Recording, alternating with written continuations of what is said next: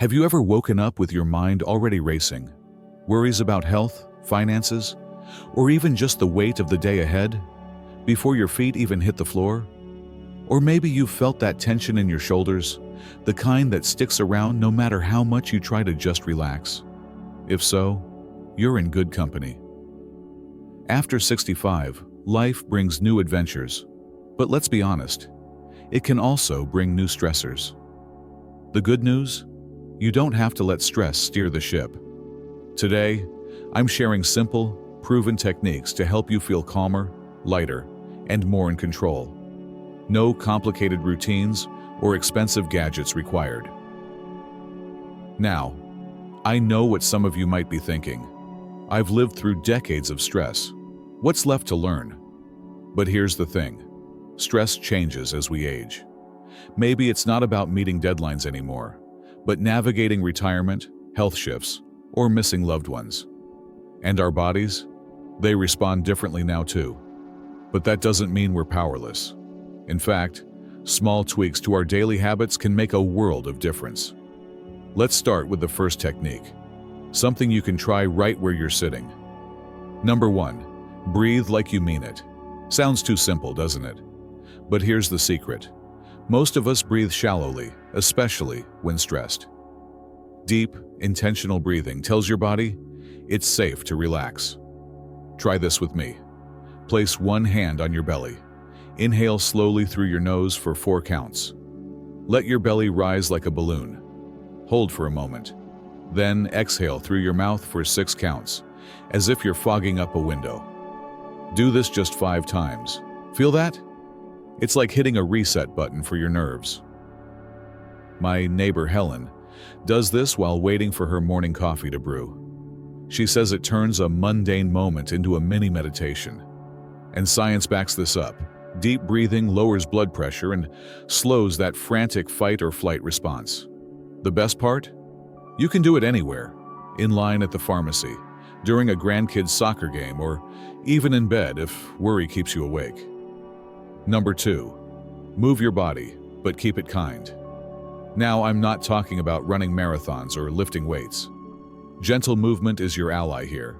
A 20-minute walk around the block, a seated yoga video, even swaying to old Motown tunes while you fold laundry. It all counts. When you move, your body releases endorphins, those natural mood boosters. My friend Lou swears by his daily driveway laps. He walks loops in his driveway while listening to baseball podcasts. Says it clears his head better than any pill. Here's the key.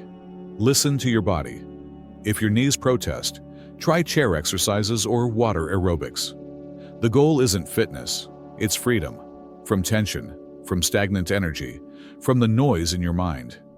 And if you pair movement with nature, even better. Sunshine and fresh air are like a double shot of calm. Now, let's talk about technique 3. Rewrite your worry script. We all have that voice in our head that catastrophizes. What if the test results are bad? What if I outlive my savings? But here's the truth. Worry doesn't prevent problems. It just robs today of its joy. Try this. Keep a worry pad by your favorite chair. When anxious thoughts spiral, jot them down and add one practical next step.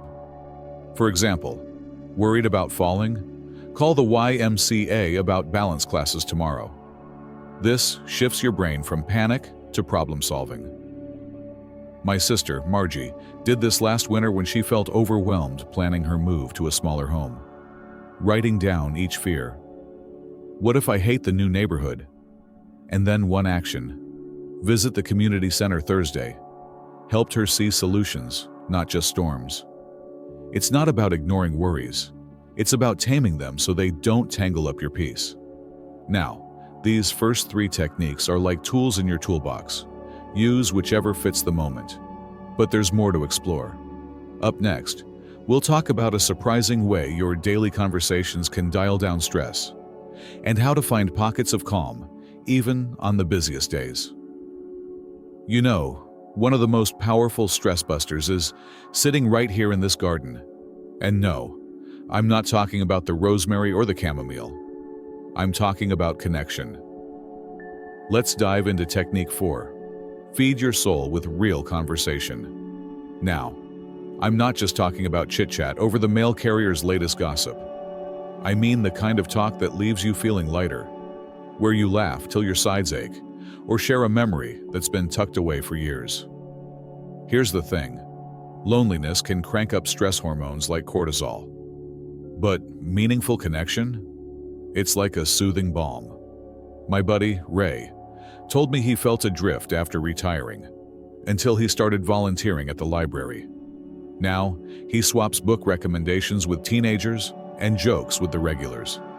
He says those conversations are his daily vitamin. So, how do you find this? Join a club, call a far-off friend, or even chat with the barista who knows your coffee order. It's not about the number of friends. It's about the depth of the moments you share. Now, let's pair that with Technique 5. Borrow calm from the world around you. Stress often pulls us into the past or future. Why did I say that? What if the doctor calls tomorrow, but peace lives right here, in the present? Try this. Next time worry starts buzzing, pause and name 5 things you see. That rusty bird feeder, the dandelion pushing through the crack in the sidewalk. 4 things you feel. The breeze on your wrists, your socks hugging your ankles. 3 things you hear. Distant laughter, a dog's bark, your own breath. 2 things you smell. Fresh cut grass, maybe your own minty gum. 1 thing you taste. The lingering sweetness of lunch's peach. This 5-4-3-2-1 trick grounds you faster than you'd think. My Aunt Clara does this while watering her tomatoes. She says it turns a chore into a meditation. And science agrees. Focusing on your senses pulls you out of your head and into your body, dialing down stress on the spot. You don't need a Zen garden or a silent retreat. Find the magic in ordinary moments. The weight of a grandchild's hand in yours. The rhythm of your knife-chopping celery. The way light slants through your curtains at 3 p.m. Now, I know what some of you might say, but my mind's a tornado. How do I stay present? Start small. Try the 5-4-3-2-1 drill while waiting for the microwave. Or take a gratitude pause with your morning pills. Name 1 thing you're thankful for as you pop each one. Mine. I'm grateful for my creaky knees. They carried me through decades of adventures. For my reading glasses, they let me devour mystery novels. Even for my noisy fridge, it means I've got food to eat. These 2 techniques, connection and presence, are like a warm hug for your nervous system. But there's one last piece to this puzzle, something that ties all these strategies together. It's not a habit or a trick. It's a shift in how you see yourself and your strength. Let's talk about something we often forget in the hustle of life, especially when stress weighs heavy. Technique 6. Be your own best friend. Now, that might sound a little odd at first, but stick with me. How many times have you soothed a worried grandchild or reassured a friend, only to turn around and scold yourself for feeling overwhelmed? I should handle this better, or why am I still stressed? But here's the truth. You deserve the same kindness you give to others. Try this. Next time stress hits, pause and ask, what would I say to my dearest friend in this moment? Maybe it's, you've gotten through tough times before, or it's okay to feel this way. My neighbor Evelyn told me she used to beat herself up over forgetting names, until she started whispering, "Easy, Ev. You've got a lifetime of names in there." Now, she laughs it off and says, "The right one will pop up eventually." That shift, from critic to ally, can unknot tension you didn't even know you were carrying. Now, let's pair that kindness with Technique 7. Craft your daily anchor. Routine isn't about rigidity. It's about creating pockets of predictability in a chaotic world.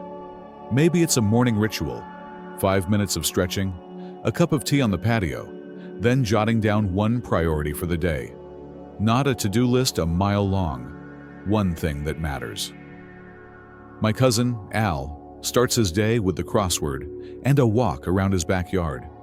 Rain or shine, he says it's his non-negotiable, a tiny island of calm before the day's currents pull him away. Your anchor could be as simple as afternoon tea with a favorite album, or a phone call to your sister at 4 p.m. sharp. These rituals act like guardrails, keeping stress from veering you off course. And if the day goes sideways, that anchor reminds you, I've still got this one good thing. So, let's tie this all together. Breathing to reset your nerves, moving to shake off the weight, rewiring worry into action, connecting heart to heart, grounding yourself in the now, befriending your own heart, and building a routine that holds you steady. These aren't grand overhauls. They're gentle nudges, day by day, toward a life where stress doesn't sit in the driver's seat. Now, I won't pretend every day will be perfect. Some days, the best you'll do is 3 deep breaths and a microwave meal. And that's okay. Progress, not perfection. What matters is showing up for yourself, even in tiny ways, and remembering that you're stronger than you think. After all, you've navigated 6 decades of plot twists. This question mark. This is just another chapter, and you've already got the tools to write it well. I'd love to hear your story. What's one small thing that lifts your spirits on a tough day? A recipe? A song? A grandkid's joke? Share it below. We're all in this together. And if this video resonated with you, pass it along to a friend who might need a little calm in their corner. Don't forget to hit like and subscribe for more ways to thrive in these golden years. Here's to mornings that greet you gently, days that surprise you with joy, and nights that remind you how far you've come. You've earned this peace, my friend.